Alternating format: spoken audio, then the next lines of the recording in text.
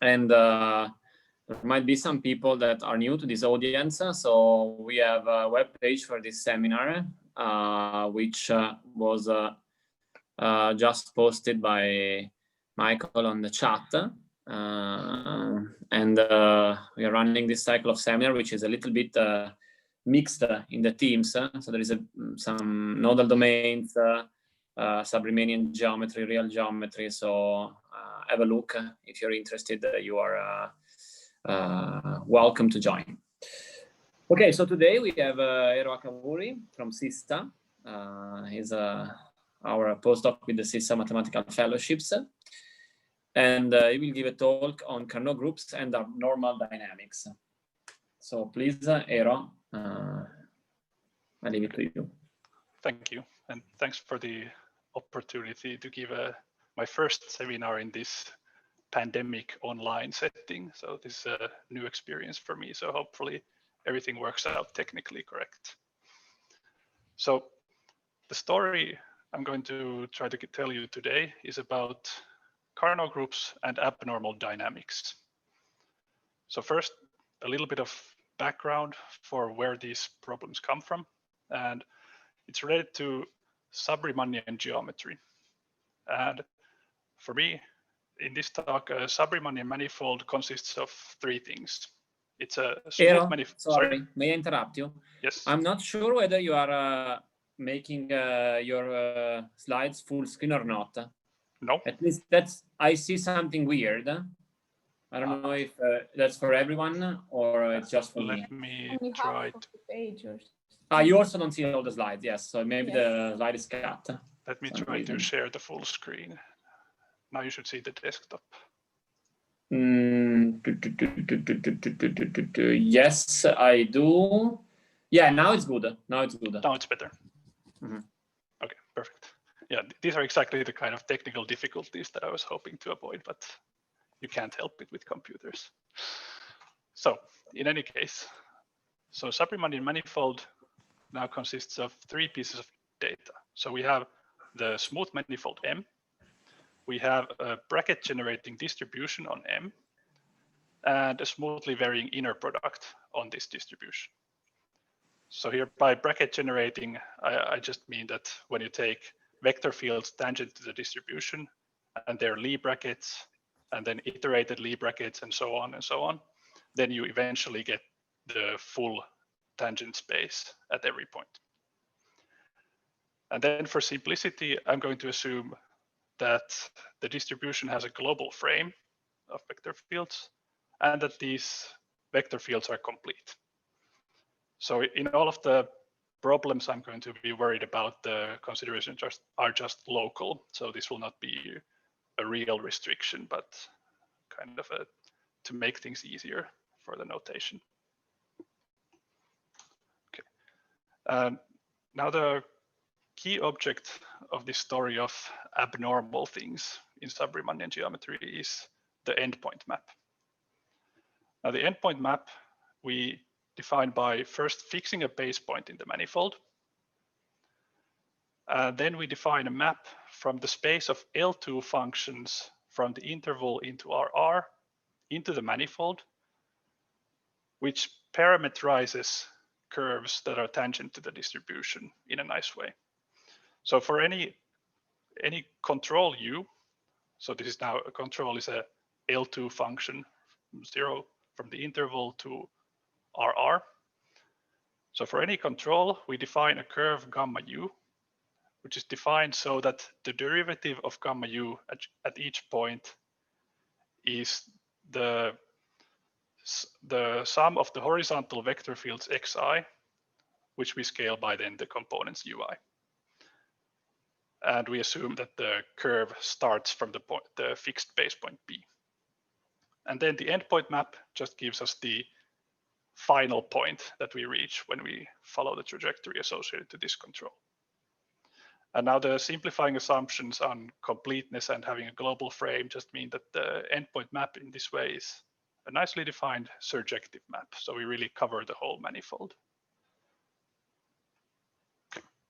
And now the term abnormal in this context always refers to something which is a critical point or a critical value of the endpoint map in some sense. So the term abnormal control means a critical point of the endpoint map. An abnormal curve is then the integral curve, gamma u, associated to this abnormal control. And the abnormal set is the set of all critical values of the endpoint map. So this is a subset of the manifold M. And a more convenient characterization for this particular purpose is that the abnormal set is the subset of the manifold that can be reached from the base point with an abnormal curve. So in this way, it's, for instance, is this clear that this is going to be now the path? I'm considering the path connected component from the base point. Now, two important open problems in this, related to abnormal curves in sub-Riemannian geometry are the Sard conjecture and the regularity of length minimizers. So the Sard conjecture is the statement that the abnormal set should have zero measure. So these abnormal curves should be, there should not be so many of them. And then there are various more restrictive variants, like saying that the abnormal set should be an algebraic variety or a sub-analytic variety, or various other dimensionality restrictions that become interesting in certain settings. The second conjecture is about the regularity of length minimizing curves. And now, okay, this doesn't a priori say anything about abnormality, but the reason this is a conjecture regarding abnormal curves is that when you look at the first order conditions for optimality, so the Pontryagin maximum principle, then you get exactly two types of length minimizing curves. You have the so-called normal extremals, and these satisfy a geodesic equation. And so exactly as in Riemannian geometry, we immediately get that they are smooth. So they are not the problem.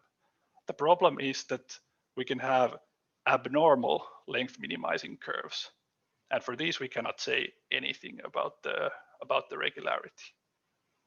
So in both of these conjectures, the object of study is really just the abnormal curves.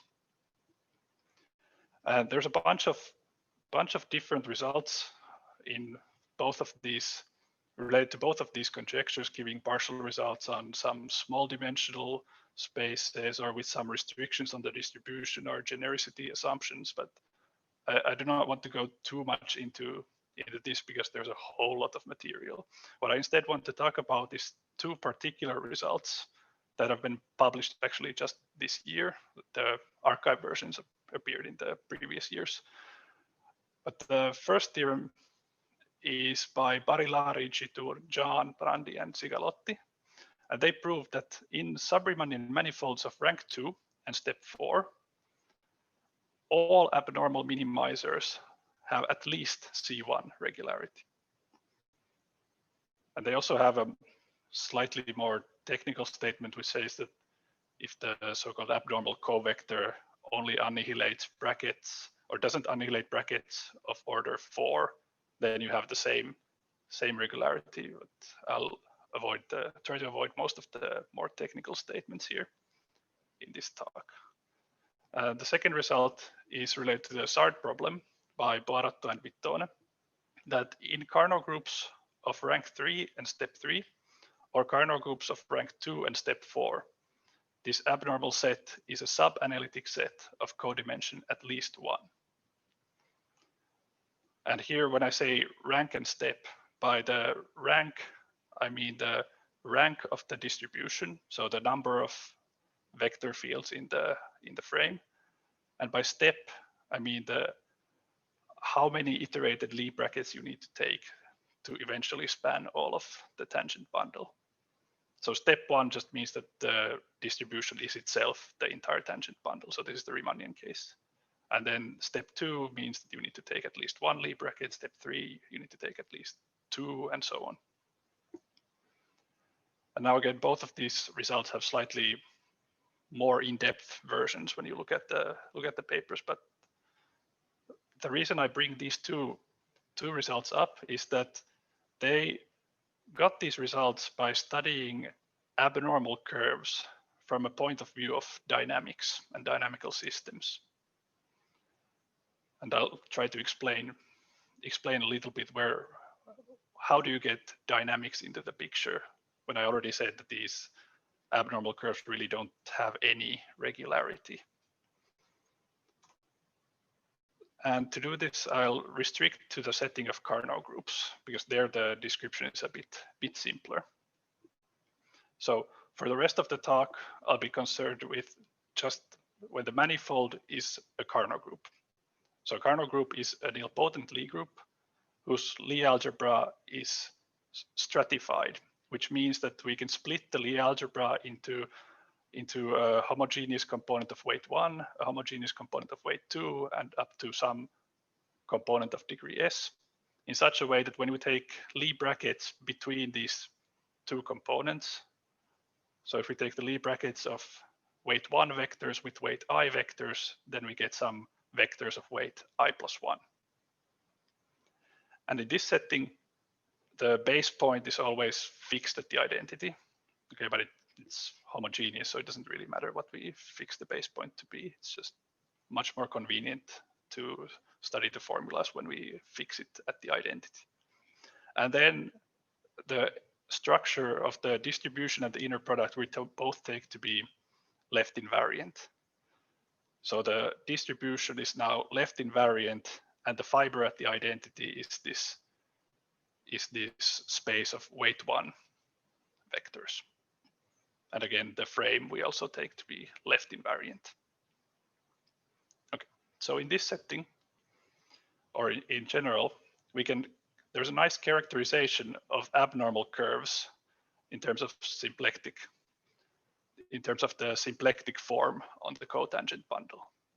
So a curve gamma is abnormal if and only if there exists a lift to the cotangent bundle in such a way that this lift is a characteristic curve of the symplectic form restricted to the annihilator of the distribution. Now, I don't want to go too much into these definitions because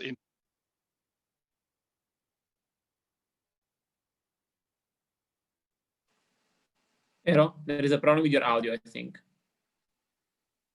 Sorry, Antonio, I don't hear you. Yes, now I can hear you. I don't know if this was a problem for everyone or just for me. It might have cut off because I didn't hear you either. So, but now it's working, at least for me, for us too. Okay. Was there Yes, much now missing? it's fine. Now it's fine. It was interrupted, but now it's fine. Okay. So in the Carnot group setting, we can, so first of all, because we have the homogeneous structure, we can trivialize the cotangent bundle by using the group operation. So instead of considering the abstract cotangent bundle, we fix the fiber at the identity, and then we translate it everywhere else in the group. And it turns out that the convenient way to do this is to use the right translations of the group. Right translations of the group to trivialize this cotangent bundle. Because then what happens in this symplectic characterization is that the curve gamma is abnormal if and only if there's a constant covector lambda. And the annihilation condition takes this form where we can use the adjoint representation of the group. So when we take the adjoint of the point gamma t, then this should map the horizontal layer G1 into something which is always contained in the kernel of lambda. So lambda should always annihilate whatever this adjoint does to the first layer along the curve. And here the adjoint is, it means the differential of the conjugation in the Lie group. So what we gain compared to the general case characterization is that now, instead of having a time-dependent curve in the cotangent bundle, we really have a fixed covector. And this is going to be particularly convenient. So now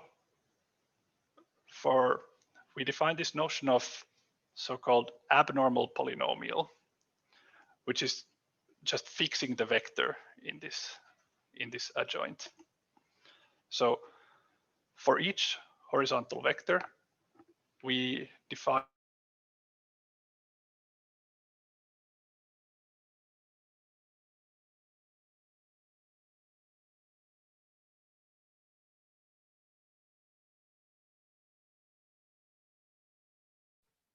I don't hear anything anymore. Sorry? Did it cut again? No, it's okay. It's working, at least for me. I don't know about the others. I just heard Enrico. Yes, it's fine. It's fine. Now it's fine. Okay, let me know again if it cuts again. I don't know what's the reason, so to say. Okay. So now the previous characterization of abnormality is just that for every vector in the horizontal space, these gamma t are contained in the zero set of these polynomials px. Okay, and now the idea of the dynamical approach is to consider this foliation tangent to these algebraic varieties px equal to 0. So we look at the horizontal distribution intersect with the tangent planes of these varieties. And now this is particularly useful in the setting of rank 2. So when the distribution at each point is just a two-dimensional space. So now if we have some polynomial px and we just directly differentiate this p composed with gamma, then because the curve gamma u has the derivative u1 x1 plus u2 x2 at each point, then we find that this u1 x1 p plus u2 x2 p vanishes everywhere along gamma. And now what this means is that up to reparametrizing the curve, we have to have that u1 is minus x2p and u2 is x1p. So any other pointwise change is just going to give a reparameterization of the curve. And what this means is that now we have an expression for u1 in terms of gamma u and u2 in terms of gamma u. So this is now an ODE system for the curve. Now what Barilari, Sturgeon, Brandi, and Cicalotti, and also Barot and Vittone were able to do is they were able to look at these dynamical systems, and under their assumptions, this dynamics becomes linear. So in the sub-Riemannian case, you get a time-dependent linear system, whereas in the Carnot group case, you eliminate this time dependence because the covector is constant.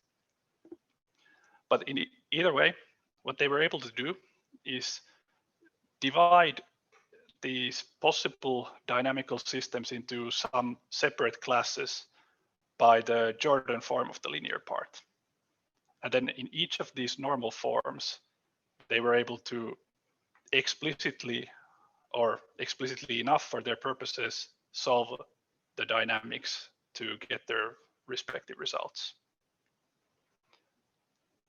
Now, what I want to discuss for the rest of this talk is kind of the scope of this abnormal dynamics. Like, in particular, what is the worst that could happen when you look at this polynomial ODE system that you get in this way? And in some sense, it's horribly complicated because in the worst case, you can get any kind of polynomial dynamics in some sense. And the sense I mean is that if I fix any polynomial ODE system, then there is going to exist some Carnot group such that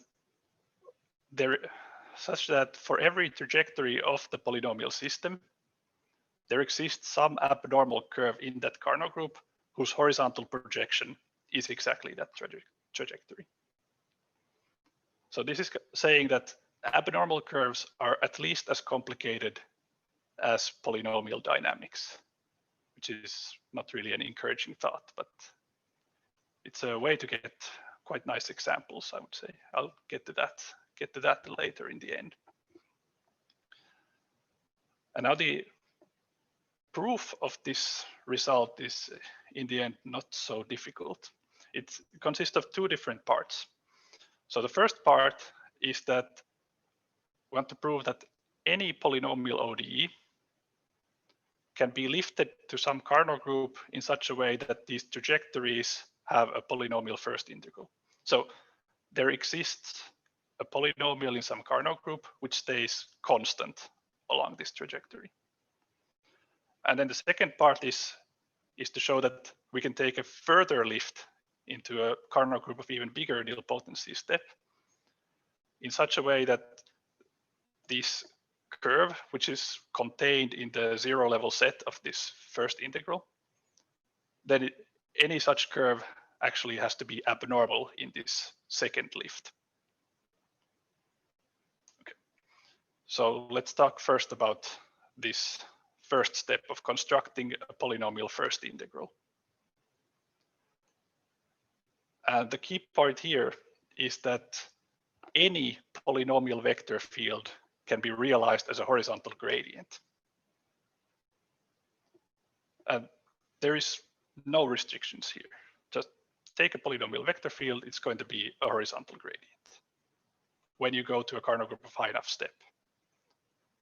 But now there's some interpretation here that so first of all, the horizontal gradient, what do I mean? I mean that when I fix a frame x1 to xr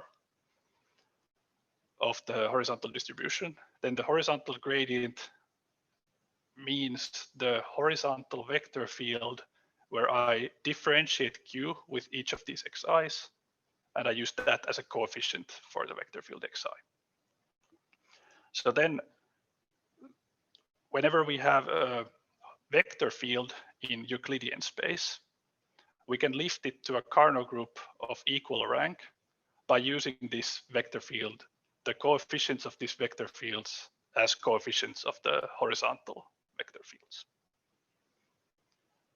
So this is what I mean when I say every polynomial vector field is a horizontal gradient in high enough step, that you can find a high enough step so that when you take these coefficients, then this vector field pi xi is going to be a horizontal gradient.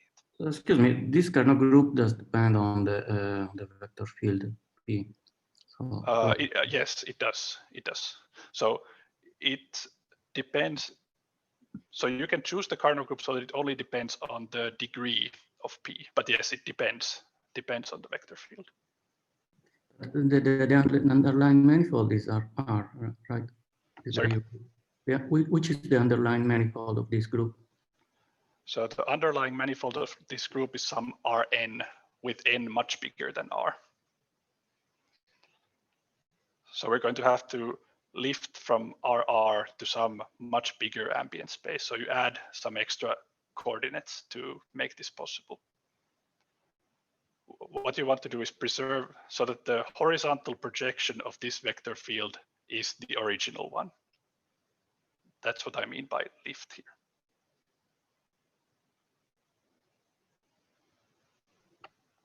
I'm sorry, do you have some estimates of rank and number of steps of Carnot group yes. as function of R and degree of polynomial?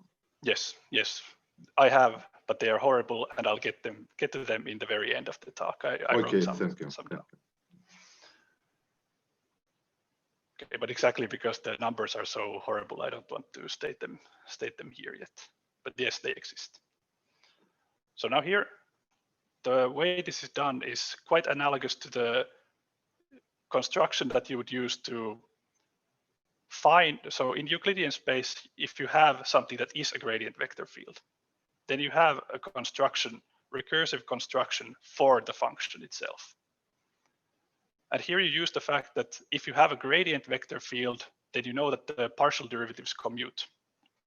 So then you can integrate one variable at a time, and you know that after each integration, the error you are making is not going to depend on the variable that you integrated in. So it's going to only, so if you integrate in x1, then the error is going to be some term in x2 to xn, and so on. So now this is the construction that we can exactly mimic to prove the previous lemma. So as an example, consider this simple vector field, this kind of spiraling vector field in R2, where px is x1 minus x2, and the second component is x1 plus x2. Now, because the partial derivatives don't match up correctly, you get -1 and 1. This is not a gradient vector field in R2. But what we can do is lift this to a horizontal vector field in the Heisenberg group. So in the Heisenberg group, we now add one extra dimension. We move from R2 to R3, and we get this commutator x3. And now for this horizontal vector field, which is the same thing, but now, or projects to the original thing, now we can find this as a horizontal gradient. But now this polynomial q naturally has to depend on also the vertical coordinates, because we know that there is no solution in R2. Okay, so the question is, how do you find q? That construction is exactly mimicking the earlier thing. So first off, we prescribe these horizontal derivatives that we want. So we want a q such that the horizontal derivative with respect to x1 is something, and the horizontal derivative with respect to x2 is something else. Okay, so from this, we can compute what the vertical derivative should be, because we know that the vertical vector field x3 is the commutator of x1 and x2. So then when we view these x1 and x2 as differential operators, we get this identity that the vertical derivative has to be x1, x2 minus x2, x1 applied to q. And since we have the explicit expressions, we get that, okay, this vertical derivative has to be 2. And then we can integrate in the same way as in the Euclidean case. So this time we just have to start from the highest degree coordinates going down. So first we integrate x3, then we integrate x2, then we integrate x1, and we get some polynomial that works, that has the correct horizontal derivatives. Okay, so why this works in general is that when we consider these commutators as differential operators or as weighted differential operators, then the length of the bracket in the horizontal components is exactly the degree of the differential operator. So this means that since the polynomial has finite degree, then eventually we get all zeros. And at that point, once we get all zeros, it means that we can really find an integral function. The precise argument just amounts to saying that this differential one form, which has the components xiq for the one form that is the dual of x1 is exact. And so we have a polynomial, therefore the partial derivatives eventually vanish, and therefore there exists an integral function. And now to find the integral function explicitly, we exploit the system of coordinates where we have this triangular form. So there always exists coordinates. These are the exponential coordinates of the second kind, for example, work, or I guess any system of privileged coordinates will work.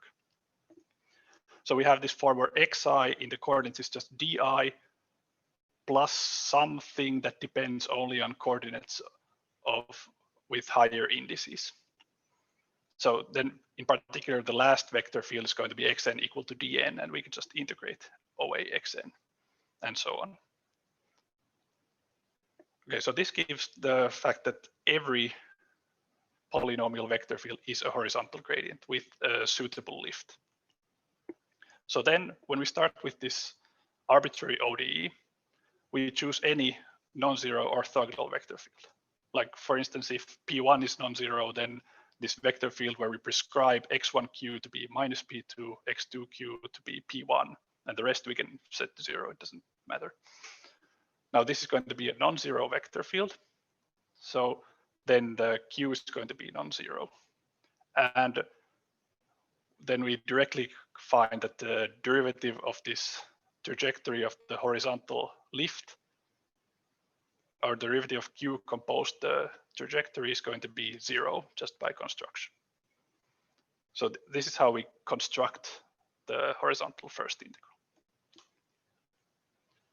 Okay, so then the second part is that now that we have in some Carnot group this polynomial q, which annihilates the entire curve, now we want to argue that this curve therefore has to be abnormal when we take some even bigger Carnot group. And for that, we first need to go back to what it means to be abnormal. So abnormal meant that we annihilate the first layer. Now you can also define a notion of like a deeper singularity, that abnormal of order k means that in addition to the first layer, you also annihilate all the layers up to k. So for instance, abnormal of order 2 exactly means the go condition. And now to get a sufficient criterion of abnormality, what turns out to be convenient is that for curves starting from the identity, you don't really have to check all the layers 1, 2, 3, and so on. But if you just see that some layer k is annihilated, then this actually implies that the abnormal polynomials for layer k minus 1 are constant.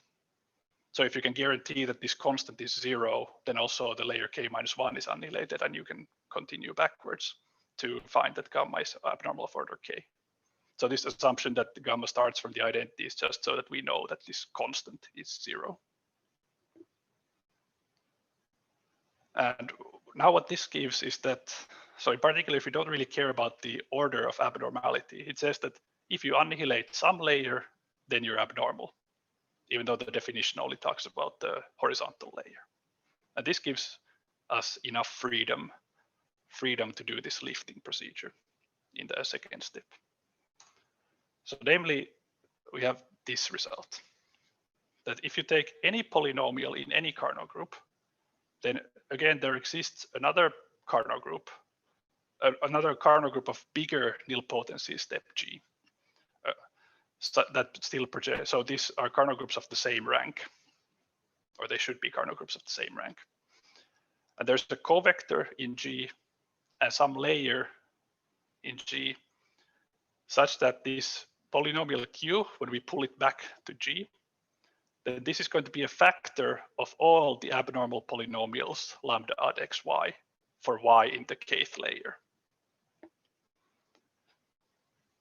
So the way we want to prove that the curve is abnormal is to prove that this q is a common factor of all abnormal polynomials in some layer k. And okay, so how do we do this? Now, this, we just naively write out the linear system for what it means to be a common factor. So we fix a basis of gk, y1 to ym, and then we write pi lambda is q times something. So now the something is just an arbitrary polynomial of the correct degree. And these are the weighted degrees always. So S is just all the possible polynomials you can have of degree pi minus q. And then what we claim is that if we choose the layer k so that it's bigger than the degree of q, and we consider a free Carnot group of step S, then this linear system is going to have a non-trivial solution in some large enough step. So now this is just an asymptotic statement that for some large enough step, we can find a non-trivial solution. And if we can find a non-trivial solution, then we find that this Q is a factor of the polynomials. We don't want we want a non-trivial solution because we want a non-zero covector lambda. That's the only reason. Otherwise, this abnormality doesn't mean anything. Okay, and how do we prove this lemma? Now this is just counting the number of equations and variables. So first off, we do a slight simplification that looking at the structure of the free nilpotent Lie algebra, you can find that no matter what the parameters nu are, you can always choose the covector lambda in such a way that one of these equations is satisfied. So you have complete freedom to choose one of the polynomials pi. So then we eliminate the lambda completely from the equation, and we just have a linear system in the new variables, in the, sorry, nu as in the Greek letter nu, variables, which is pi lambda equal to q times si nu. And we have one less equation. And now, in a Carnot group of step S, this abnormal polynomial pi, which is now an abnormal polynomial in the layer k, is going to have degree at most s minus k. So therefore, the number of equations, we have m minus 1 times these equations here. And now each of these you should understand as an equality of polynomials. So we can, again, split this up into an equality for the coefficients of each monomial. So the total number of equations coming from this is m minus 1 coming from here times however many monomials there are of all of these degrees up to s minus k. And the variables is, well, how many nus we needed to define these s polynomials. So the number of variables is m times the number of monomials of slightly smaller degree. So here we have degree up to s minus q minus the degree of q. But now this difference of degree s minus q and s minus q minus the degree of q is not significant enough to keep up. So because we have one more multiple of these variables compared to the equations, then by writing the explicit expression for the number of monomials of a given degree in terms of the Poincaré series for a weighted polynomial ring, then we can study the asymptotics of these rational functions to conclude that, okay, the number of variables has to eventually be larger than the number of equations. So this has to be underdetermined eventually. So that is to say, the complete proof of this result is that, so first we want to argue that every polynomial ODE has a polynomial first integral, which we did by showing that we can take an orthogonal vector field and realize it as a horizontal gradient. And then this function whose horizontal gradient is orthogonal to the polynomial then is a polynomial first integral. And the second part, where we just say that common factors of abnormal polynomials can be found by solving a linear system, which is underdetermined when we raise the step enough. So for me, one of the main motivations of this result is to be able to construct interesting examples of abnormal curves. And now this gives a method to, you find some interesting polynomial ODE, interesting in the sense that it has some behavior that you would want to find in abnormal curves.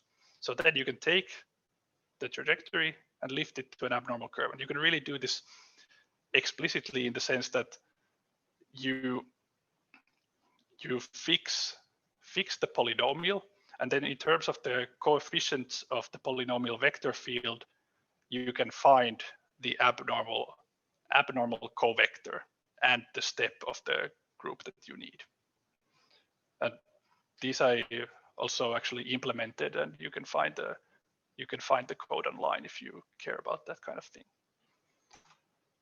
So some simple examples first is that if we take any linear ODE in the plane, then these are going to be, or the trajectories are going to be abnormal curves in the free Carnot group of rank 2 and step 7.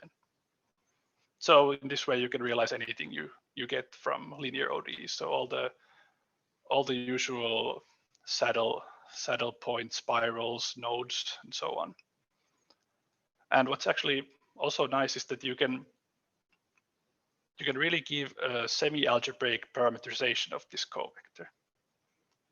The formula is horrible, and I never fully actually counted it out. But if you parameterize all the linear ODEs in terms of the coefficients, then the resulting covectors that you get for the abnormality is going to be some semi-algebraic function, which is reasonable because all of the ingredients along the way are just playing around with various polynomials. So, okay, you don't get algebraic, of course, because you might have singular behavior when some of these parameters vanish in the correct way. Like some of these vector fields are already going to be gradient vector fields, and then you can find them much earlier than the free Carnot group of rank 2 and step 7. But in general, in the free Carnot group of rank 2 and step 7, you can find any linear ODE. And actually, also in higher rank, that if you take a linear ODE in some, I don't know, rank 5, rank 6, or in R5 or R6, then you can still find a Carnot group of that rank and step 7, where the trajectories are lifted to abnormal curves. And another maybe more interesting example is this complex ODE where the derivative of z is equal to z squared. So in real form, the derivative of x is x squared minus y squared, and the derivative of y is 2x times y. So this ODE has the nice feature that the trajectories are these kind of closed loop circles. So in particular, you have trajectories of every length with a common tangency point. So now you can start concatenating these, because what happens is that when you take the abnormal lift, the covector doesn't change. So for all of these circles, the covector is going to be the same. So now you can concatenate in whatever way you want, and you're still going to get an abnormal curve in the free Carnot group of rank 2 and step 13. So what this means is that now you can take any nowhere dense set of singularities.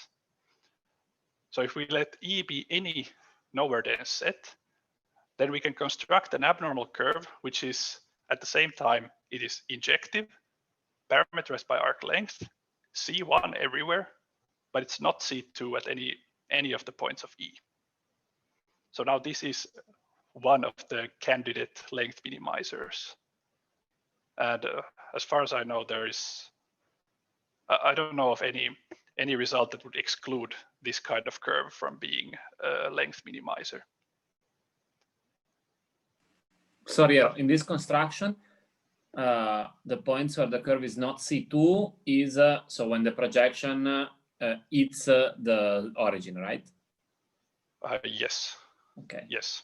Yeah, so the construction of this abnormal curve is that in the complement of E, you look at the countable union of intervals. And then to each interval, you associate the circle of the correct length. And then whenever you switch from one circle of one size, then you get the C2 discontinuity. And Okay, so I don't know how you would attack this kind of abnormal to try to prove the non-minimality of this thing, for instance. But here we really get some interesting, because now you can even choose there's no constraint at the measure of E. You can take a fat contour set, and it's still a nowhere dense set. So now you can have a positive measure set of C2 singularities. I'm sorry, but I don't see actually why it is C1, because if you take this singular point, then we have nearby a lot of very small intervals, and in any interval you run the complete circle, so velocity changes. But the circles are all tangent to the x-axis. Yes, but you run for the very small interval, you run the whole circle, and the velocity change direction, we make complete revolution. But I think it's not C1 at 0. Yes. It's not C1 at 0. I mean, Yeah. Okay. No, this is wrong. Sorry. Yeah, Andre is correct. It's not C1. It is not C1. This is a mistake. Okay, so then it's. That could be a counterexample to C1 already. Yeah, you're correct. This is wrong. Sorry, Andre, can you repeat? I don't understand. You know what happens. So, in fact, what is a construction? We take a kind of a cantorial set, okay? And any complement to this cantorial set is the union of a lot of intervals. Yes. Very small intervals. If you take a point as a cantorial set, in the neighborhood you find a lot of these intervals. But if you run just one interval, your velocity makes complete revolution. Okay, Yes. so near this point, your velocity are not at all horizontal. Yes. They make complete revolution. Yeah. Second derivative goes even to infinity, I think. Yes. Yes. But first derivative of course limited, and this is continued. But second derivative even unbounded. Okay, so that could be a counterexample. So because of that, it is hard to believe that it is optimal. It's very interesting. Yeah. Yes, I agree. Very interesting. Some fantastic example. It's so simple that dot equals z square. It's key example somehow to understand. Is it possible that minimize is wild? Okay, thanks. So I'm sorry. Continue. That was just to say that with this kind of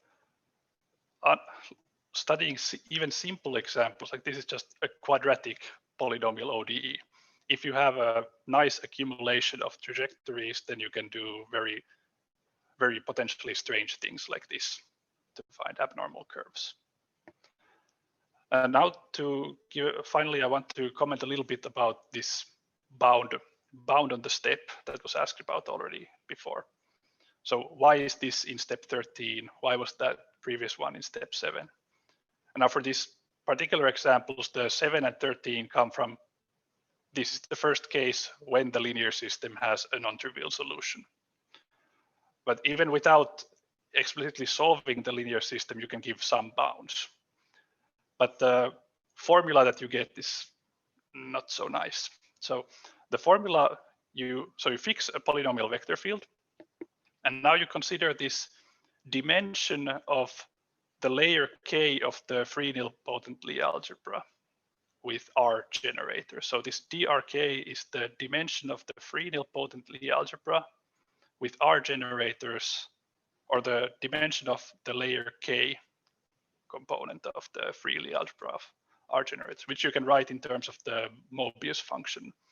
Okay, there is a formula. And then from this, you define this rather bulky rational function that involves this dimension counting function d and the degree of the polynomial. So this is a rational function in T, where we have some product above and some product below. And now this function is exactly giving a bound on the number of variables minus the number of equations in each step. So that is, if some finite number of these CK coefficients is positive, is strictly positive, then it means that there are more variables than equations, and then the trajectories are going to be abnormal in step S. So you can express it explicitly in terms of this generating function, but to get the values out of this, it's not so straightforward. You can do it if you give the explicit number of generators and the degree of the polynomial. And okay, here's a table, and you can kind of see the problem immediately. That, for instance, if you consider a polynomial vector field in R4, which is only degree 5, then what this naive estimate spits out is that you have to go to the free Carnot group of rank 4 and step a casual 13.5 million. Now, I under no circumstances claim that this 13.5 million is the sharp bound. I mean, it's even the dimension of this kind of free Carnot group is some number with 8 million digits. It's completely unreasonable to try to do anything explicitly in this kind of example. But still, there is some bound that you can get directly from the construction. Now, usually the bounds that you get when you're able to compute things explicitly are much, much better. Like, for instance, in the linear ODE, so looking at this column of degree 1 polynomial vector fields. Now, actually, what happened is that in testing examples in rank 2, in rank 3, rank 4, rank 5, even rank 6, there were always solutions in step 7. But a priori, this bound increases by rank just because the dimension of the Freely algebra increase, dimension of the layers of the Freely algebra increase in the rank. But I would guess that this doesn't really depend on the rank, but I have not been able to prove it so far. But you can kind of see the extreme improvement that you can get. So going from rank 4 to rank 2, instead of 13.5 million, you can drop down to the thousands, which is still huge, but like maybe we're talking about supercomputer ranges instead of just some quantum computer ranges, at which point we have to wait quite a while to be able to try anything explicit.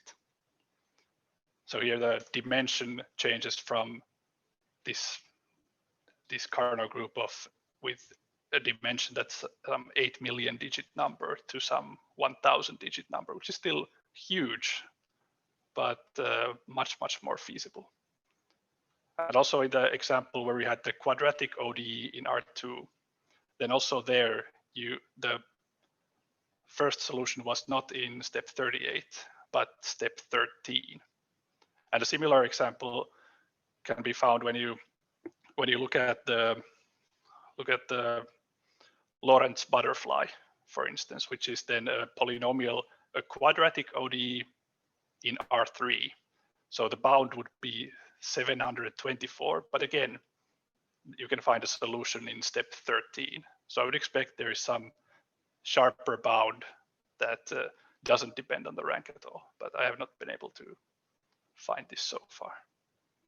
But that's all I wanted to share for today. So thank you. Okay, so let's thank